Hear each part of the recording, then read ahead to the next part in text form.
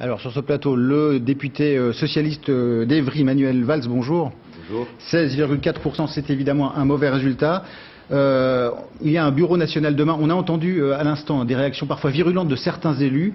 Il y a un bureau national demain. Que doit faire le PS dans les jours qui viennent? Et tout simplement, Martine Aubry doit-elle rester?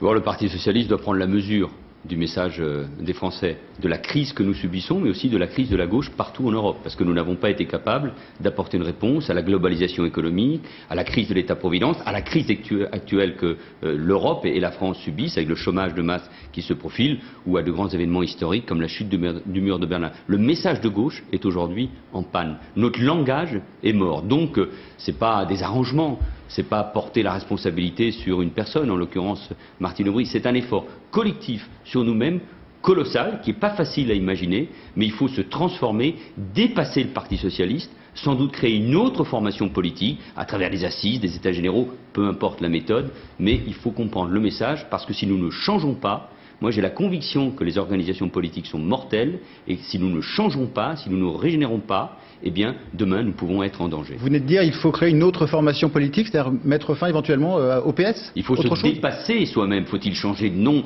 Faut-il changer les modes de désignation de notre candidat à l'élection présidentielle à travers des primaires? Sans doute. Mais d'abord, ce qui compte, c'est un autre message politique. Au fond, pendant toute cette campagne, moi j'ai eu le sentiment que nous parlions avec les idées des années 80 et 90 et que nous n'étions pas en phase avec ce qu'attendent les Français et qu'on ne savait pas quelles étaient nos idées, nos projets, nos propositions, ce que nous avions à dire sur la France, sur l'Europe et sur le monde. Nous ne créons plus de l'espérance, nous apparaissons comme conservateurs, nous n'incarnons plus le progrès. Eh bien, le constat, il est peut-être facile à faire, le plus difficile, mais aussi le plus exaltant, c'est de reconstruire quelque chose, mais encore une fois, le Conseil national de demain, ça ne doit pas être un mini-congrès de Reims et ça ne doit pas être non plus des arrangements. Donc il y a une exigence collective et il faut que Martine Aubry, qui dit avoir entendu le message des Français, entende aussi qu'il faut tout remettre à plat. La ligne politique, c'est-à-dire l'orientation, la manière de parler, mais aussi les hommes et les femmes qui animent le Parti socialiste. Manifestement, vous n'êtes plus capable de gagner seul aujourd'hui, il va falloir s'allier. Est-ce que vous pensez à relancer peut-être l'idée d'une gauche plurielle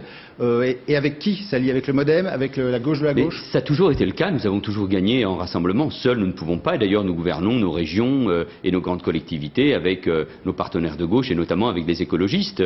Mais oui, il faut une formation de gauche écologique qui rassemble tous ceux qui veulent une alternative, parce que nous sommes divisés, émiettés, mais il faut aussi se mettre d'accord entre nous sur ce que nous pensons sur l'école, sur le nucléaire, sur l'entreprise, sur l'immigration, sur la sécurité. Sur l'écologie. Il ne suffit pas d'être, évidemment, sur l'écologie qui est, et notamment sur les risques que court la planète. Et donc sur toutes ces grandes questions, il faut que nous soyons capables de nous rassembler. Mais pas des rafistolages, pas des fronts populaires d'hier, pas la gauche plurielle qui a vécu quelque chose de profondément neuf. Et moi je veux évidemment y prendre toute ma place. Merci beaucoup Manuel Valls.